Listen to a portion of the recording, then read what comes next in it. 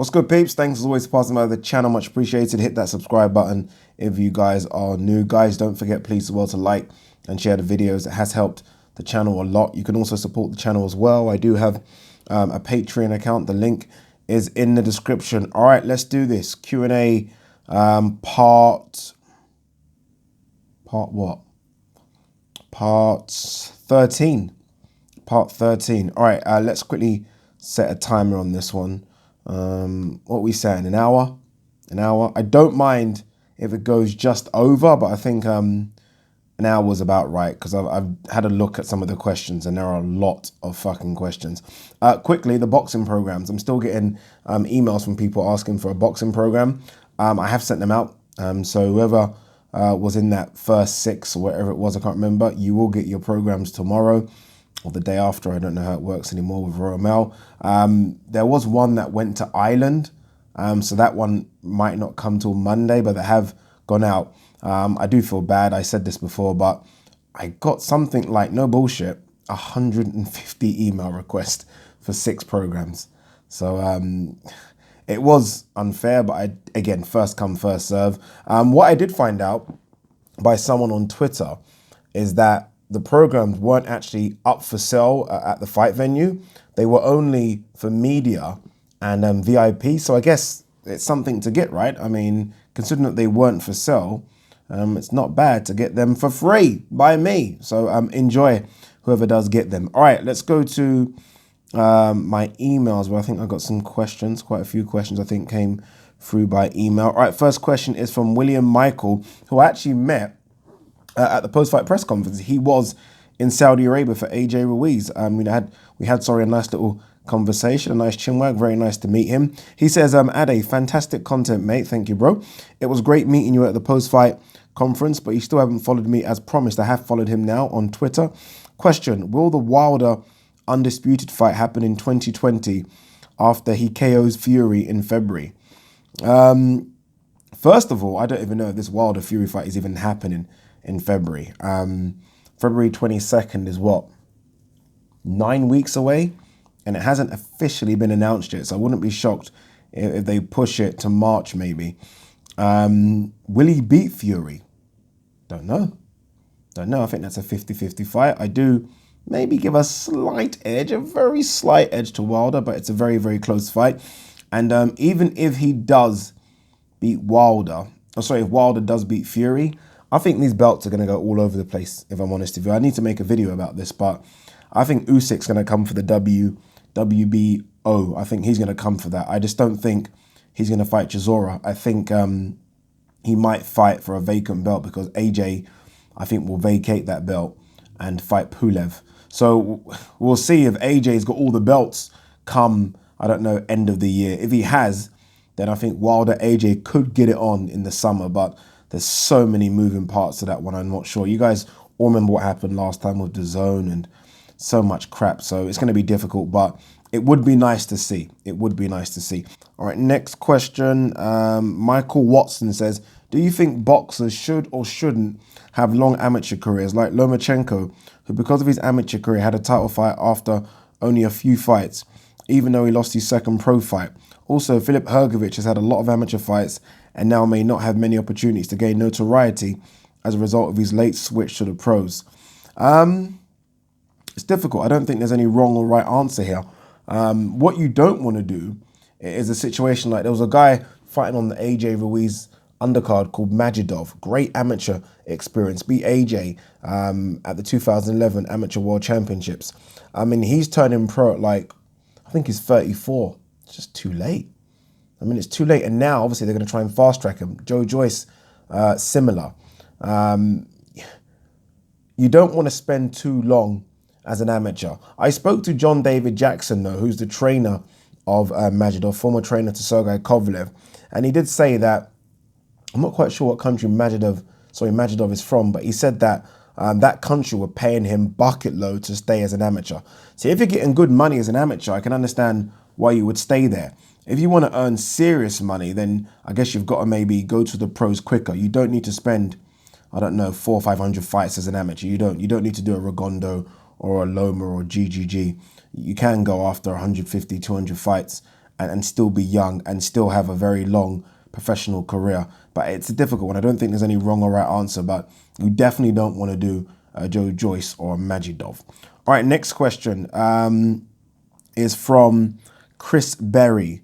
He says, hi, Ade. Now that you're becoming famous, I doubt it, mixing it with boxing stars, surely you need to get an accountant.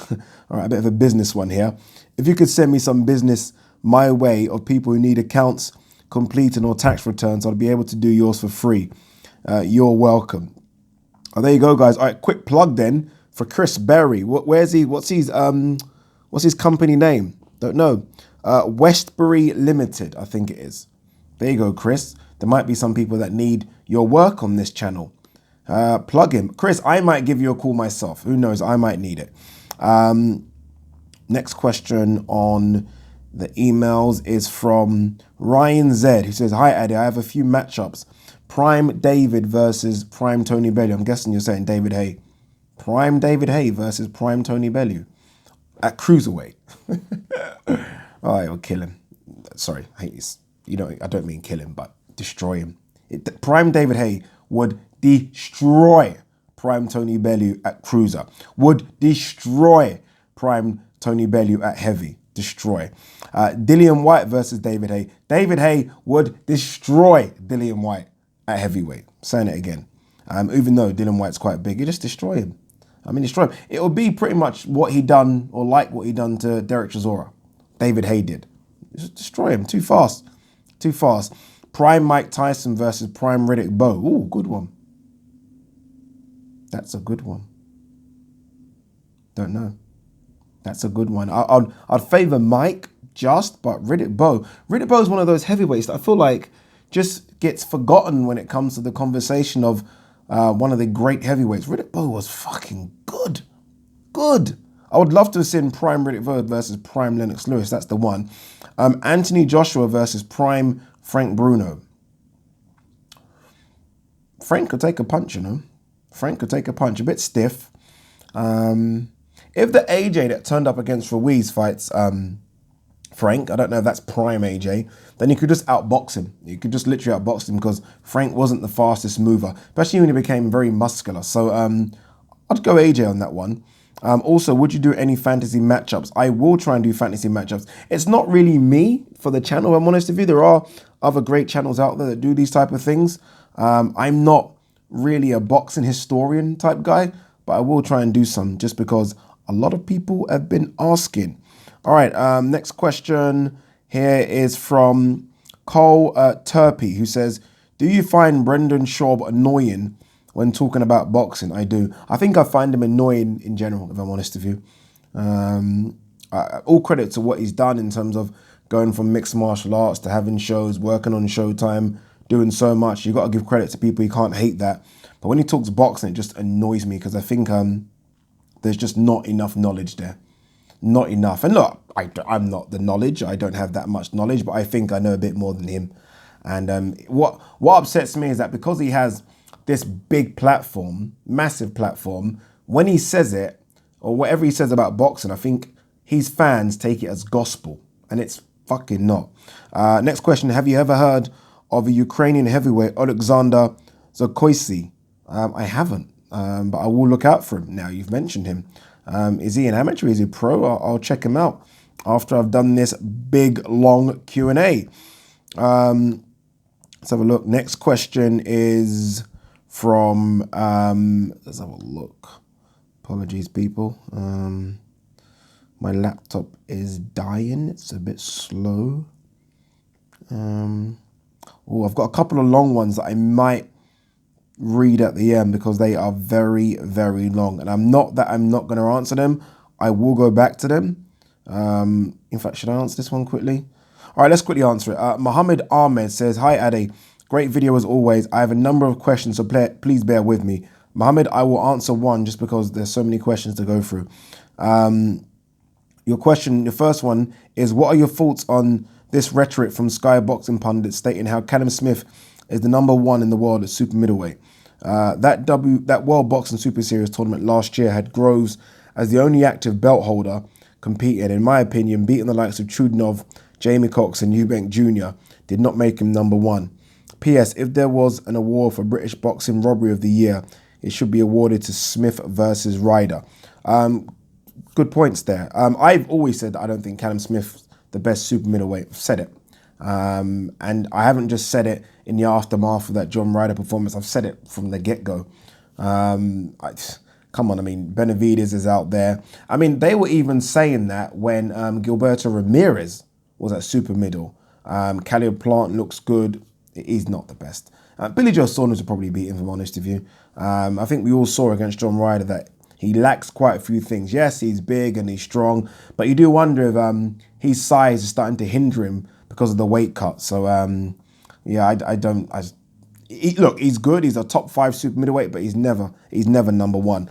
As for the robbery of the year, I don't know. I think we do have very short memories, so we can only remember recent things. But I bet if I really, really think, there is one that's worse than Ryder versus Smith. I think just because Ryder Smith was recent, we're all thinking of that.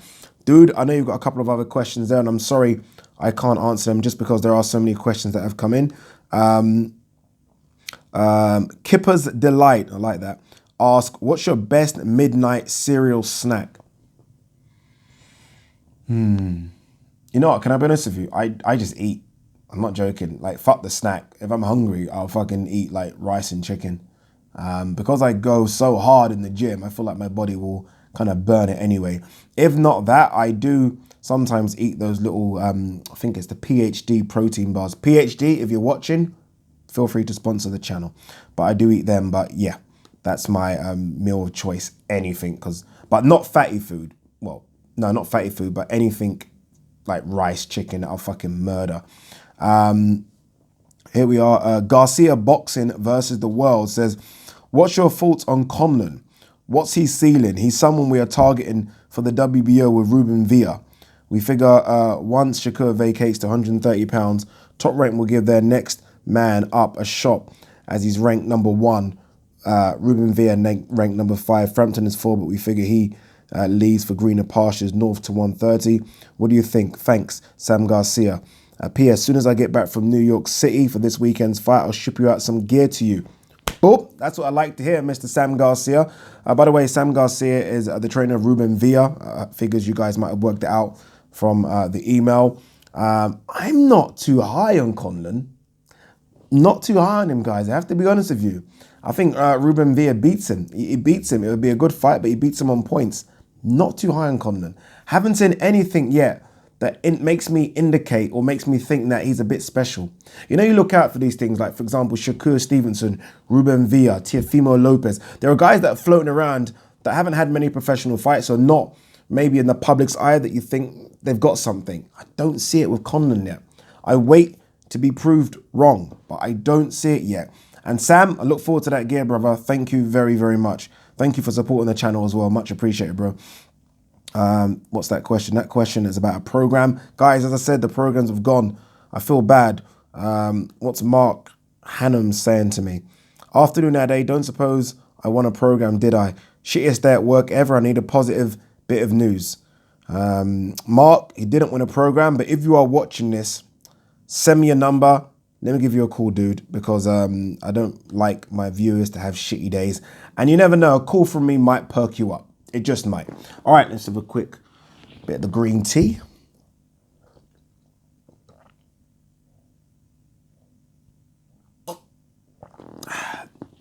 Sorry about that noise while drinking tea. I know some people absolutely fucking hate that shit. All right, let's go over to YouTube and pray to God there's not that many. All right, oh, fuck's sake, 178. Some of them are just not going to get answered, are they? All right, let's put this in order. How do we do this? So if I go newest first, and then I scroll all the way to the bottom, that means we have the oldest. Does that make any sense? So we're going to do it that way. There's quite a lot, bloody hell. It's quite a lot. It's weird because, obviously it's not weird, but obviously as the channel grows, I'm guessing these Q&As are going to, they might have to be an hour and a half because I do feel bad when people take their time to send questions in and I don't answer them. and I won't answer them. It's not like I'm going to go back to the old Q&A and bring it up. So I do feel bad. So we're probably going to have to make the Q&As a bit longer. I am still scrolling to the bottom here, people.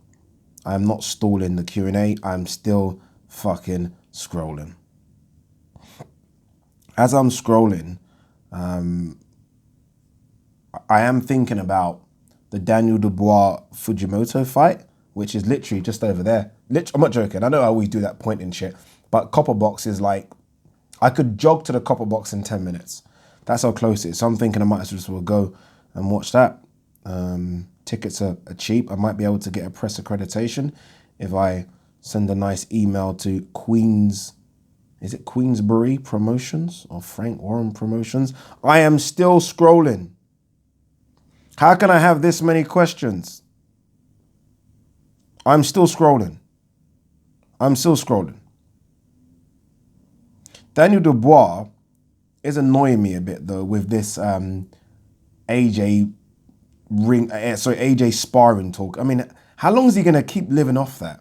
You know, and you ask him the question, he's got this little kiddie smirk on his face, like, did you spar AJ? Yes or no? Did you spar AJ and did you knock him out? Simple, right? If you're not gonna fucking mention what you did, stop talking about it. I am still scrolling. Wow. All right, wait. I think we're near the end. People. No, we're not. We're not near the end at all. Oh, we are. What's the point of this? But anyway, Ninja Squirrel says first. I can't lie to you though, can I be honest with you? That's when I realized the channel was getting bigger, when people used to do things like first, second, third. So Ninja Squirrel just says first.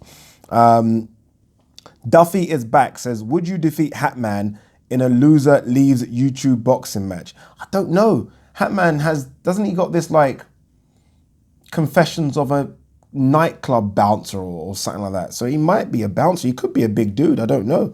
But I am quite fit. I am quite strong, and I think I could take him. So I am definitely not leaving YouTube. It is Hatman that's going. Chad Mullin says, Ade, what are the chances of Canelo going up to cruiser or heavy? No chance. Maybe an all-Mexican fight with Andy Ruiz Jr. I'm talking far into the future. Dude, you're not talking far into the future. You're talking, that's another life. That's another galaxy. He ain't going to cruiserweight either. He's maxing out at light heavy. I mean, maxing out. No way.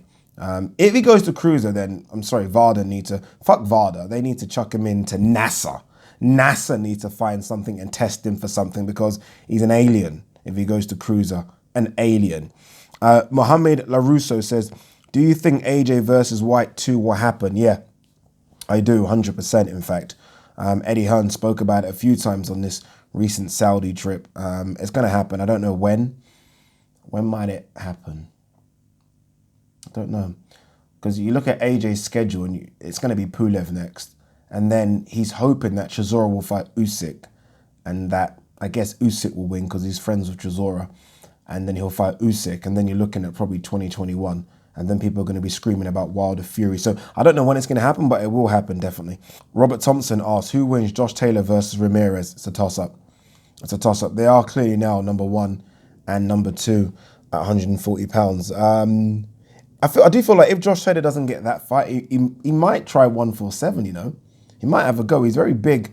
He's very big at 140. And there is a lot of talk about Luke Campbell, his stablemate, coming up to 140. So, I mean, he might just vacate, you know, he's the Ring. Is he the Ring? Was he the Ring magazine number 1? I don't know, but he might just go up to 147 anyway. Mohamed LaRusso asks again, what do you think would happen if Ruiz versus White was made? Love that fight. Absolutely love that fight. White's an interesting one because I think White's beatable by a lot of the guys. Like, honestly, there's so many guys in the top 15 that I think give White so much trouble. So White is beatable, so is Ruiz, right? So I think it's a good fight. If Ruiz can lose 20 pounds, then it's a different Ruiz, isn't it? If he can lose 20 pounds, he closes the distance better, got a better gas tank, can throw more combinations. And I guess, I don't know, it's a good one. I like that scrap a lot. So I'm on the fence, as they say, with it, but I do like it. 2 secs. I eat Snickers for breakfast and what says, does Dillian White have a legit chance to beat Wilder? And can this era be better than the 90s heavyweight era? No. Sorry, that's to the first question, by the way. Dillian White ain't beating Wilder. I don't even give him a chance, if I'm honest with you. Like, he's not a better boxer than Luis Ortiz, right? And Luis Ortiz was setting traps. He's trying his hardest, doing everything. Southpaw as well, and can punch. And eventually he got caught. And Dillian White will come and have a go. And by having a go, he leaves himself open. You leave yourself open to the hardest punching heavyweight probably ever, you're getting knocked the fuck out. So no, I don't think he's got a chance. With regards to this era, can it be better than the 90s heavyweight era? It could be, but it won't be. Just because you've got 4 players, right? I mean, like 4 TV companies, organizations, whatever. So you've got like Top Rank have got their guys, which is what? Who they got? Pulev, Gerard Miller, Tyson Fury. PBC got Andy Ruiz, Luis Ortiz, Cal Naki, Deontay Wilder. Got Matchroom, got Hrgovic, Dillian White, Joshua, Usyk, Chisora. And even got like fucking BT Sports who have Joe Joyce and Dubois. Are all these guys going to get in bed with each other? Doubt it. I think 2 or 3 of them will, but not all of them, and that's the issue. If it wasn't for that, then look at the names I just mentioned. It could be an epic era, but it won't be. CRB, my brother, says, what would it take to get you back to Cancun for a ravel? Not much, you know, although I'm old. I don't know if I'm too old for it now, bro. I'm 38. I don't know if I can do it anymore. Also, you think of attending Wilder Fury. 100% I'm coming to Wilder Fury. 100%. I put it out there in the ether, right? Once you start speaking about these things, they're going to happen. I said this about Joshua Ruiz. Saw what happened. And how's your sis like in San Francisco? Not liking it. She quit.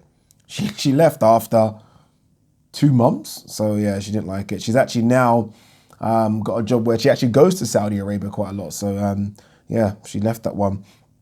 Mohamed LaRusso, who got a lot of questions in, quite smart kid, says, if AJ versus Fury happened, could AJ box him for 12 rounds? Absolutely not. Absolutely not. He's just got to go to war. He's got to go to war with him. I don't think he'll fear the punch power of Fury like he did Ruiz. So I think he's just got to turn into destructive AJ. And it's got to be destructive AJ versus boxer Tyson. And that's it, really. And he's got to have a go that way. Pretty Boy Flizzy says, thoughts on the UFC this year? Felt like it was really on the decline. Yeah, it's not. Actually, no, there's been some good cards. Come on, Pretty Boy. There's even the one coming up on the weekend. We got Colby Covington versus Kamaru Usman. Who else is on there? Max Holloway defends his belt on there. Amanda Nunes defends her belt. We've had some good cards. I'm pretty sure we've had some good cards. I can't think of the top of my head, but I think there's been some good cards, bro. There was a John Jones card that was just stacked. Oh, come on, no, wait a minute. Wait, Jorge Masvidal this year. Come on, Israel Adesanya this year. You're being harsh, brother. You're being harsh. Jaroslav, I'm going to fucking butcher your surname here. Kiselinitsky says, hey, Ade, list 3 or 4 fights you would like to see in 2020. Crawford Spence. I'd love to see Crawford Spence. Fury AJ, even more so than AJ Wilder, just from a British standpoint. And who else would I like to see this year? Who else? I would like to see Charlo Andrade, you know. Or was it Andrade? I'd like to see that fight. There's more, but those are probably the 3 I like. Original Individual says, do you ever see DAZN being a UK broadcasting platform for Matchroom if the Sky deal was to end? Absolutely. I think Matchroom's deal with Sky does end is it next year or the year after? It could be 2 years' time, I think. I think they put in an extension, but I do think it ends 2021 or 2022. DAZN definitely coming on board. Definitely coming on board. I think the issue for DAZN is that for them to really make a dent in the UK sport market, they have to get rights to football. And they did try and get rights to Champions League football this year, but BT outbidded them, I think. So if they get rights for football and they come over here, then, boy, I think that's the end of Sky and Matchroom. I really do. CRB says, Ade, you said Wilder Ortiz won't do 150,000 buys. Well, it doubled it. Just like your Earl versus Mikey prediction. Earl versus Mikey? What did I say about Errol versus Mikey? I can't remember. I definitely said that Errol beats Mikey. Bro, you got to stop predicting buys. Oh, prediction-wise, you don't do well in Vegas. Big up there. Oh, you're right. I'm awful at predicting buys. It's so difficult, though, isn't it? And sometimes you just don't know because PBC don't release their figures. Almost like Sky, they don't release their figures. So you got these inside sources that are giving you what the numbers are. But even if it did do 300,000 buys, which is I'm hearing it done 275, and that's Ortiz versus Wilder, still isn't good enough. Still isn't good enough at all. And that fight card took a massive, massive loss just because Wilder's getting paid 20 million, Ortiz 7 million. And again, you times the maths, 270,000 times, what was it, $70 a pop. It's making a loss, people. Mohamed LaRusso says, what did you score Hunter versus Povetkin? A draw. I was ringside for that, obviously.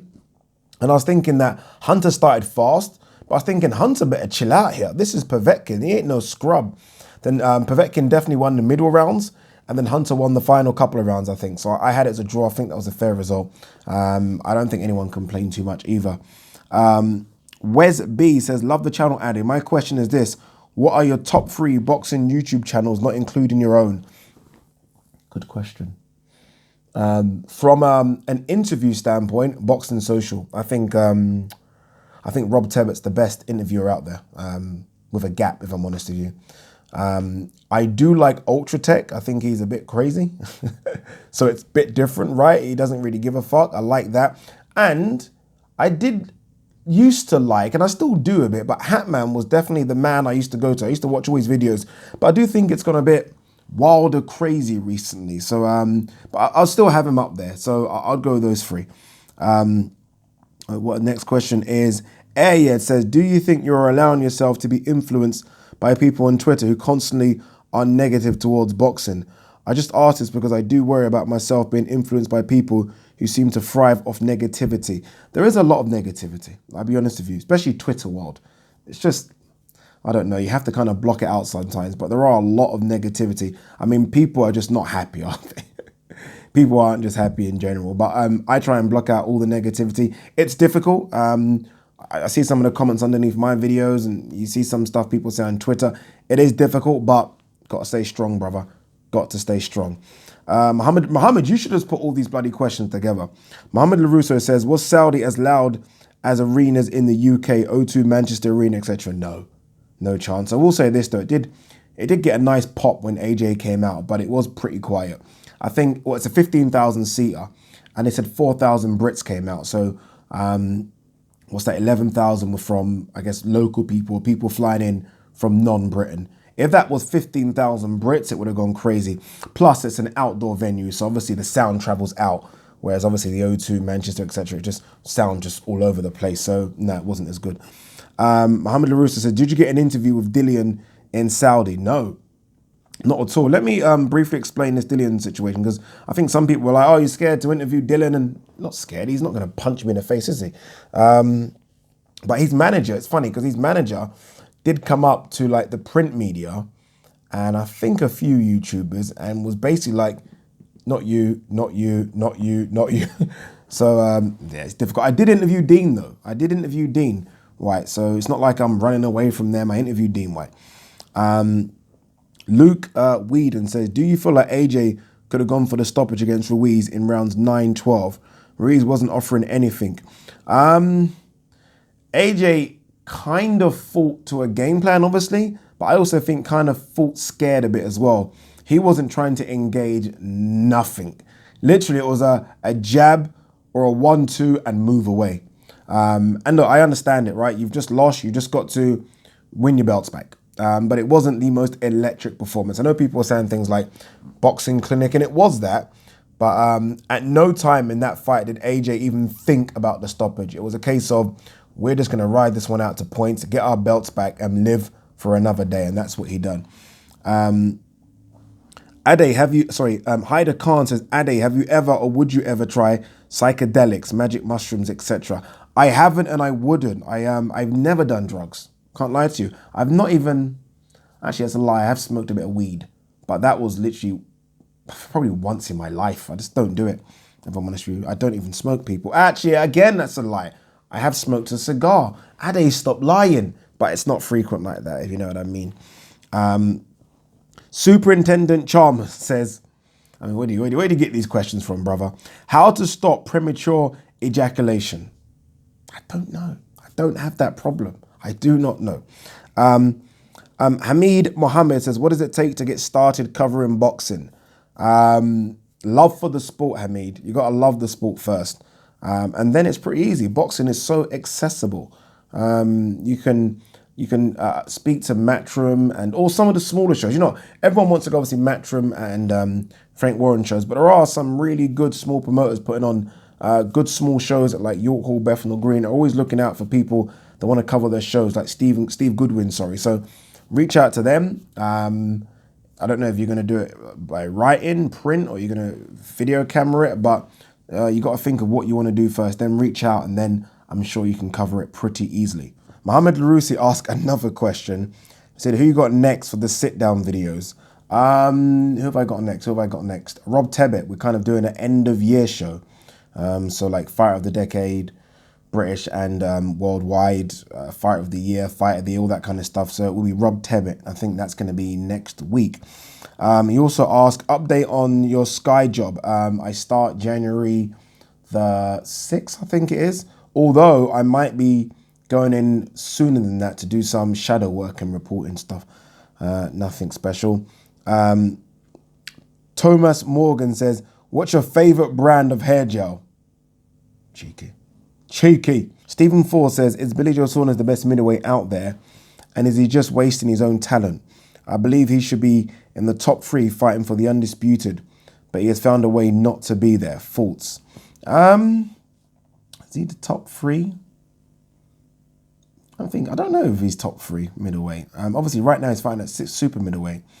Obviously, Canelo's above him. You have GGG above him. Do you think he could beat a Derevchenko or Demetrius Andrade or Charlo? I'm not sure. That's no given. I mean, he looked crap in his last fight. Let's be honest. I know we always make excuses with Billy Joe Saunders, but he looked crap. And he looked crap in the fight before that one as well. The one, where was it? Was it at Stevenage Borough Football Club? So, I don't know. And the fight before that was at Cruiserweight. I don't know if you guys remember that. So he's not looked good since David Lemieux. But yet, for some reason, we all have him like here. Like, oh yeah, but he's super talented. I don't know. Robert Thompson says, could Josh Taylor beat the best at 147? The best. So if you're saying the best, you're talking about Terence Crawford and Errol Spence. No. No. He could compete with the guys like Danny Garcia, right? Who is a small 147. I mean, could he handle the pressure of a Sean Porter? I mean, look, Progress was a tough fight for him. Could he handle the pressure of a Sean Porter? Don't know. It's a different world up there. So it's a different world up there. So we shall see. James Poole says, who is your fighter of the year in 2019? For me, it would have to be either Canelo or Josh Taylor. Don't know. I don't know. Good question. I need to think about that properly. I hate just rushing the answer. I can understand why you said Canelo. I'm not sure. Jacobs, Kovalev. Wow. Yeah. I mean, don't know. I have to think about that. Good question.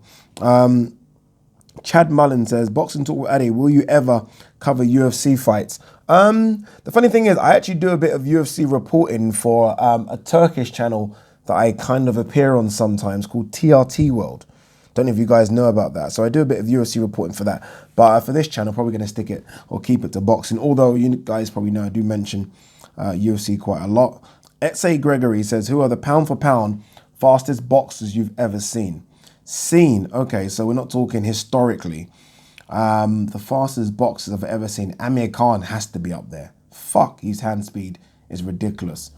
Gary Russell Jr., fast as fuck. Zab Judah, woo, he was fast. And Floyd at 135 pounds. So they're probably, Pac-Man as well. So that's my 5. So Amir Khan, Zab, Floyd, Gary Russell Jr., Manny Pacquiao.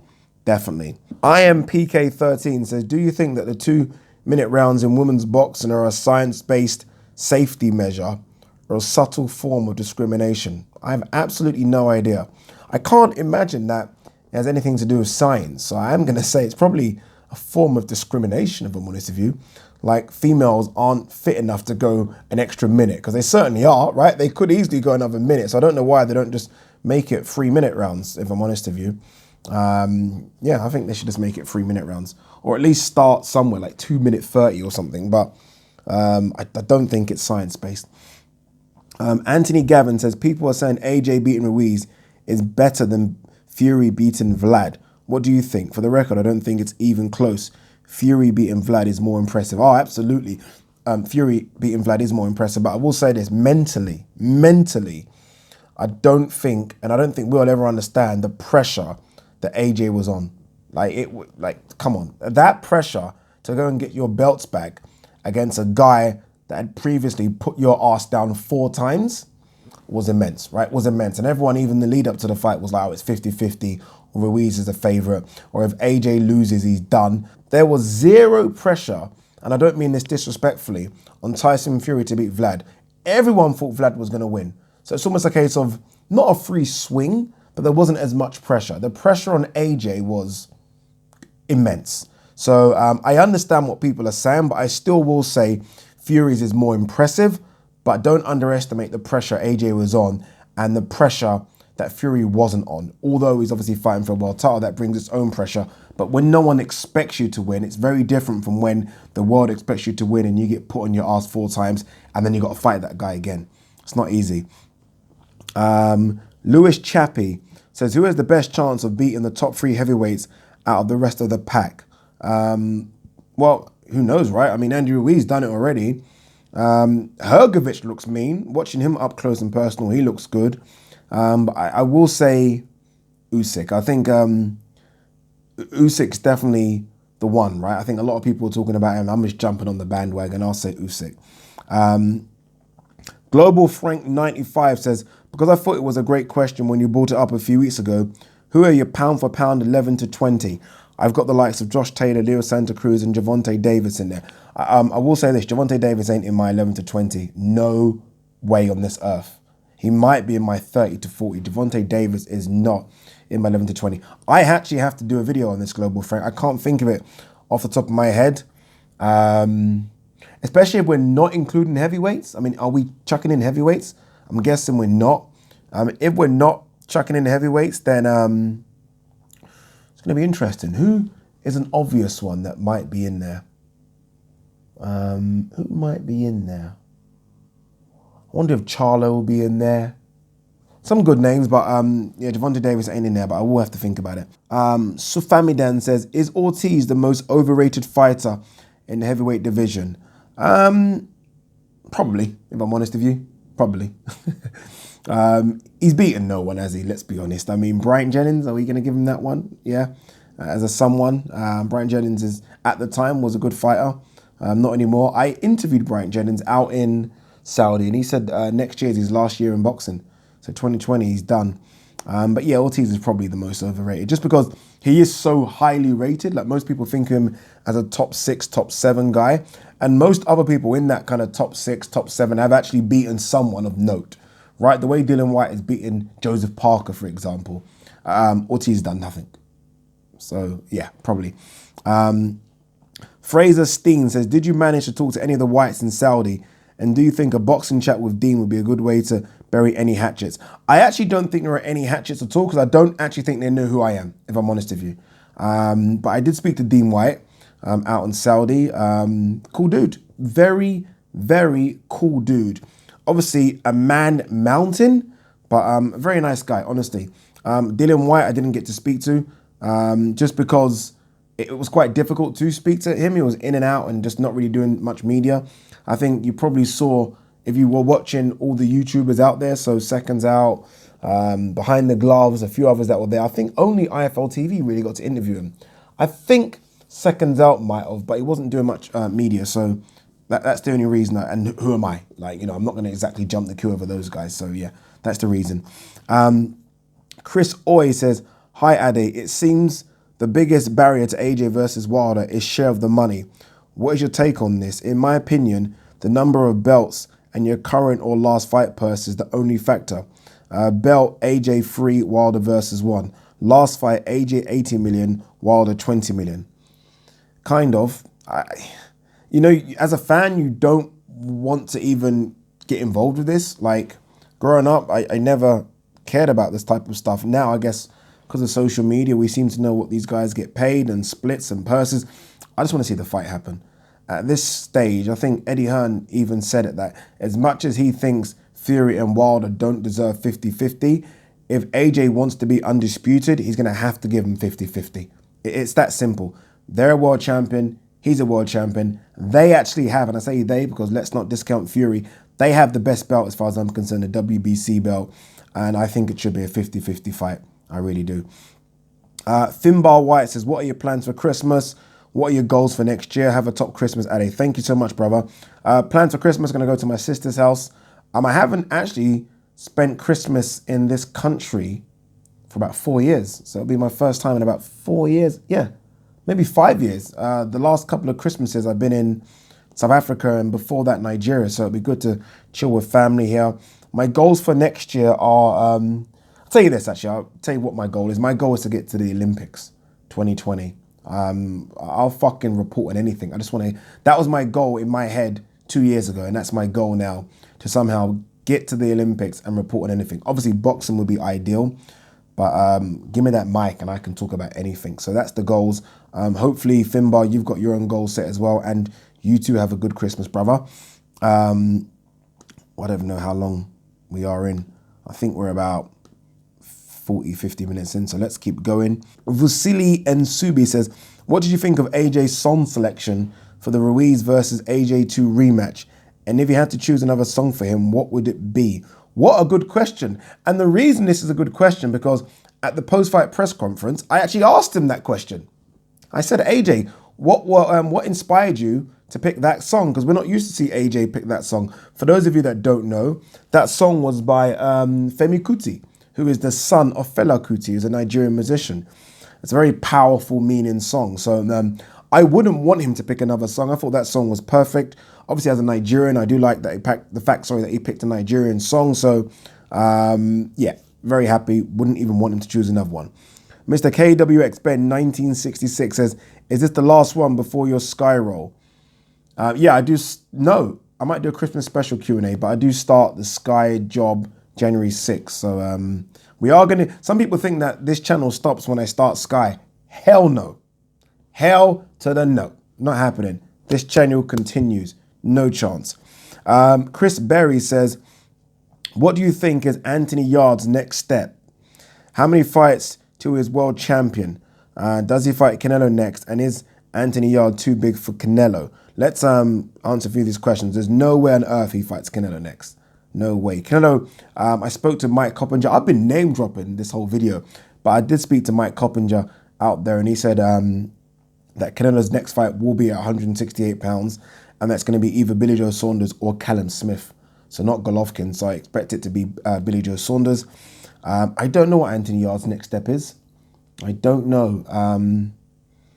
I don't think he's very highly ranked in any other governing body, because obviously he has been predominantly fighting for the WBO. He's now lost that, so he's dropped down the rankings in that. I did have Tunde here a few, 2-3 months ago, and I asked him what's next, and he pretty much pointed out that they're just going to take it easy. So they're not expecting to jump in with anyone in the top 15 or top 20. They're going to take it easy unless, obviously, they get the call from Canelo and you just don't turn that money down. But don't expect it to be any name whatsoever. What's he asking? I think he says something that Anthony Yarde would knock out Canelo if Canelo is clean. I wouldn't put it past him. Fucking Yarde's massive. Yarde's huge. If he lands on Canelo clean, it could be lights out. Saying that, I mean, the way Canelo put Kovalev to sleep, if Canelo lands on Yarde, it could be lights out as well. So it would be an interesting matchup. Ricky Murray says, regarding White, how far do you see him progressing over the next 2 years? I like his skills personally, but I can't see him beating any of the top 4 heavyweights. It's difficult. I don't want to judge him too hard on the Maris Vac performance. Marius Vac was awkward, he was tough, he was big, he's strong, looked in shape, and Dylan White just simply didn't look in shape at all, 271 pounds. So I'm going to try and judge him on the fights before that. Looked good against Oscar Rivas, but tired towards the end. Looked good against Joseph Parker, but tired towards the end. He needs to fix his cardio big time.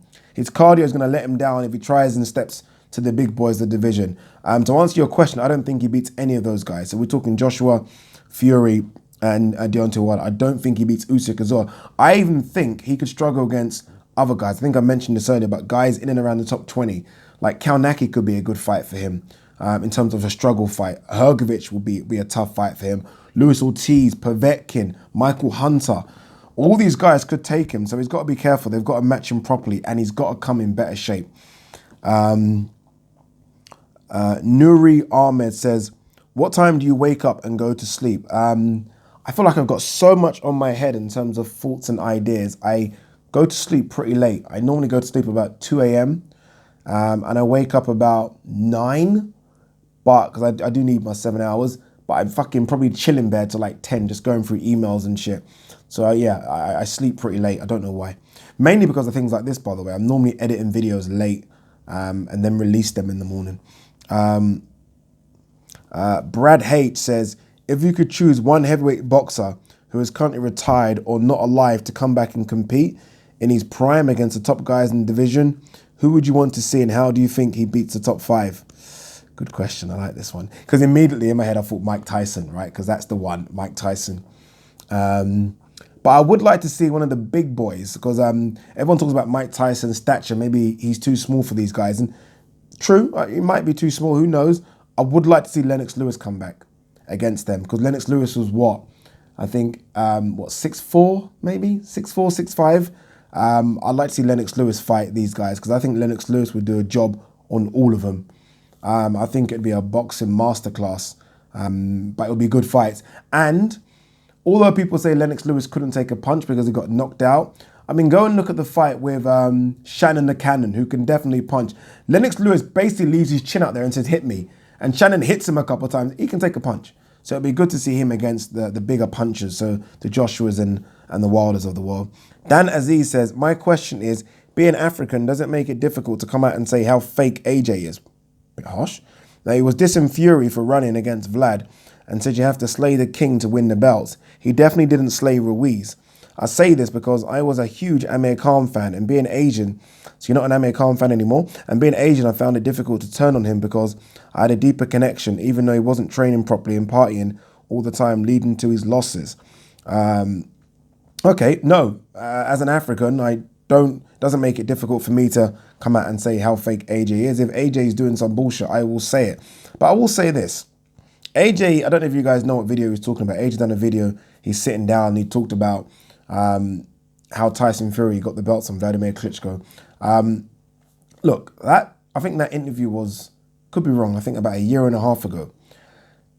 Can you not change your mind? I mean, my viewpoints on things a year and a half ago is certainly different from now. I mean, Ade 2 years ago is not the same as Ade now. I think you should be able to change your mind on anything you want, right? I think AJ's probably had that loss and decided, you know what? No, we need to do shit differently. I mean, I think only a fool would think that, you know what? No, we're not changing anything. We're going to stick to it because, you know, we made a video a year and a half ago and I think people are going to call me fake if they watch that video. Fuck that. Do what you need to do to win. And you know what? I think I actually give AJ more stick because he's African. I think I come at him a lot harder. You go and watch the videos. I come at AJ a lot. So no, I don't care where you're from. I will give it to you on this channel. Ronan Gibbons says, love your channel, mate. By far my favourite channel on YouTube. Thank you, brother. My question is, other than Liverpool, who are the other teams you look out for in English football? Also, who do you think will win the Premier League, the Champions League and the Europa League? Premier League, come on. You know who's going to win the Premier League. Yeah, no, who's going to win the Premier League, Ronan. Liverpool are going to win the Premier League. Although Leicester are starting to fucking scare me a little bit because of what they done, 2015-16. Someone needs to put a dent in that team very quickly. Champions League, I think Liverpool are going to win Champions League as well. I'm not just saying it's being biased, but I mean, look, we got to the final 2 years ago, won it last year. I mean, we're second favourites this year. I think we're going to win everything. Europa League. Europa League. Ajax. Are they in the... Wait, did they finish for Ajax? Yeah. If not Ajax, maybe the dirty Manx up the road. Who else do I look out for? I think I kind of look out for everyone, but in terms of like a second team, don't really have a second team. I've got a bit of fondness for Tottenham because a couple of my friends used to play for Tottenham, so I did used to go to Tottenham games quite a lot, but Liverpool through and through, mate. Mart Hate says, I've asked a question for every Q&A, so might as well keep it up. My question or questions are: 1, football. Have you won the league already? And how worried are you that some of the perceived bigger boys, Barca, Real, PSG, etc., are going to start nicking your players and potentially Klopp? 4 years ago, I would have been shitting myself. So, for example, when Coutinho, Suarez, Xabi Alonso, that time, I would have been shitting myself. Now, not at all. It's like, not at all. It doesn't even, I'm not joking, doesn't scare me one bit. Like, not at all. I mean, we are being linked with huge players now. So it just doesn't scare me. I think Liverpool's on a completely different level from 4 or 5 years ago when it was almost like you had to go. And not only that, but I do think, you look at Coutinho, and I think a lot of footballers will look at Coutinho's situation and think the grass isn't always greener. Went to Barcelona, you know, wanted to win a league, wanted to win a Champions League, and then what? They've dumped him to Bayern Munich. And as he's gone, we've won the Champions League, and it looks like we win the league. So the grass isn't always greener. As for Klopp, he has said at the end of his contract he is going. I think that's what, 2022. So just got to enjoy him while he's here. Just enjoy him whilst he's here. And you never know, if he wins a couple more trophies, you might want to think, you know what, fuck it. Where else is there to go? I think Klopp, if he's going to leave Liverpool, will probably go on a break or sabbatical like Pep Guardiola did and might then return and become the German manager.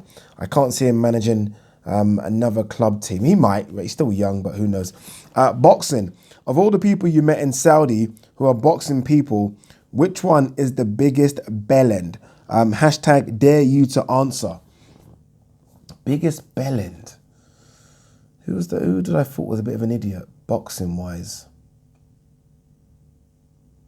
None of them really, you know. And that's being honest with you. I thought Radio Raheem was a bit distant. I think you guys might have seen the video where I asked him for an interview and he said he doesn't do interviews. I thought, what's that about? But I wouldn't call him a bellend. That's just his stance, right? So yeah, no. Mr. KWX Ben 1966 says single or married? Single, dude. Another question from him says, any thoughts on the Stamina for Sale YouTube show with the knowledge and the giggler? The giggler being Tunde Ajayi. I like it. I think it's doing pretty well, right? They're getting people on their show. They're getting interviews from top boxers. They're very knowledgeable, very honest. No hate towards it whatsoever.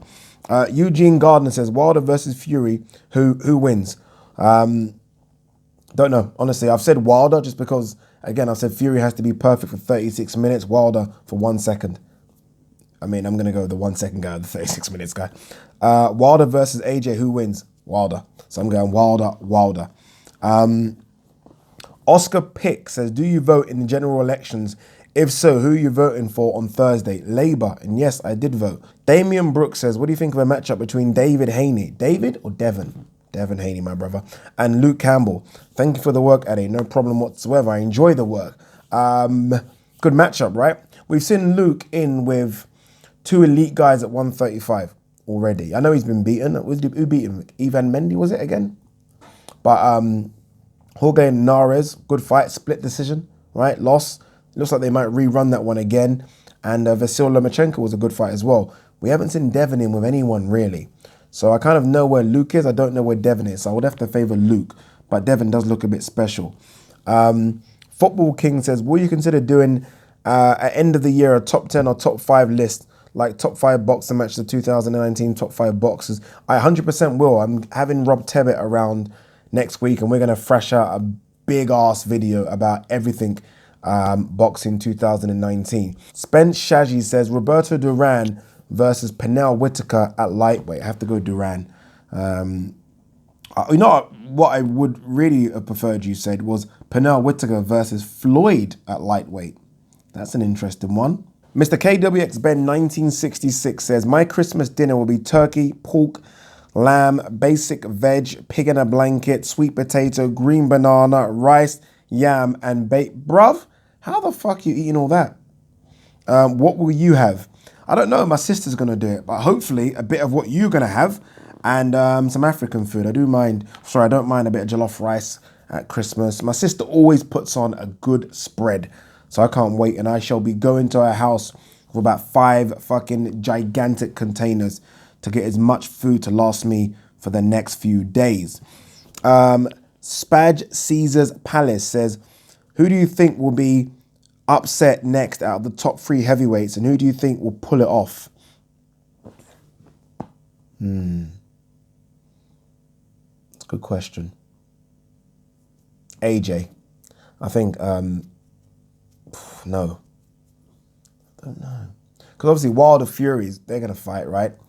And if Wilder beats Fury, there's not going to be a rematch. So Wilder's then going to fight someone in a voluntary. And I think he's going to fight someone like a Kalnacki in a voluntary before he fights Dillian Whyte, and he smokes Kalnacki. So really, you're looking at AJ. AJ will get through Pulev, I think. But then if he has to fight Usyk, that's the tricky one.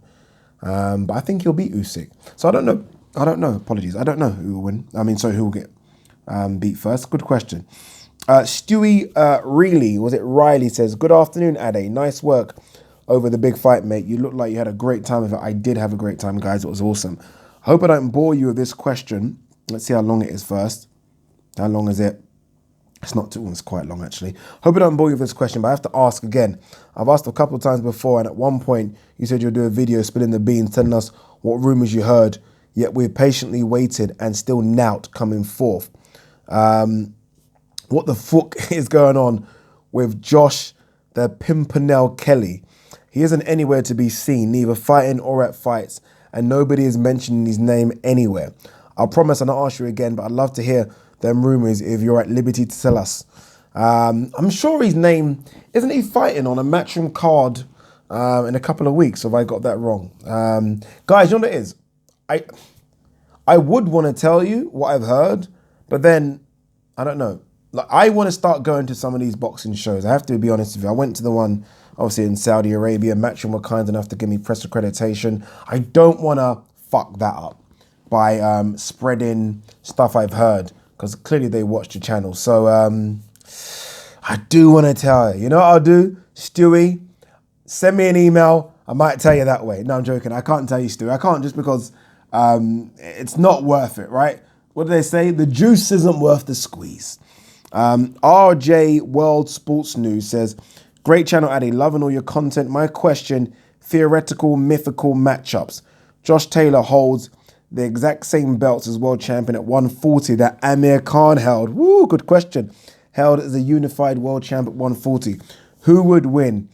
A peak Amir Khan or this current Josh Taylor? Amir Khan. Amir Khan. Amir Khan. Amir Khan. Don't run. Josh Taylor's good, people. He's good. But peak Amir Khan was fucking ferociously fast and will get in, will get out. I mean, nah, Amir Khan. I thought Amir Khan, when he was fighting, was the best 140 pounder. And there were some very good 140 pounders around at the time. Bradley was 140 pound at the time. Devin Alexander was 140 at the time. I think Zab was, Paulie was. There was some decent 140s. Maidana. Amir Khan, mate. Good question, dude.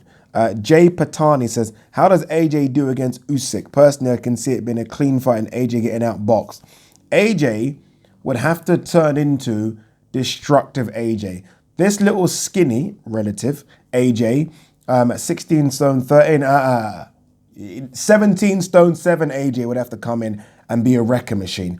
He can't obviously try and outbox Usyk. It's not going to happen. He has to literally just go toe-to-toe with him and fucking knock him out.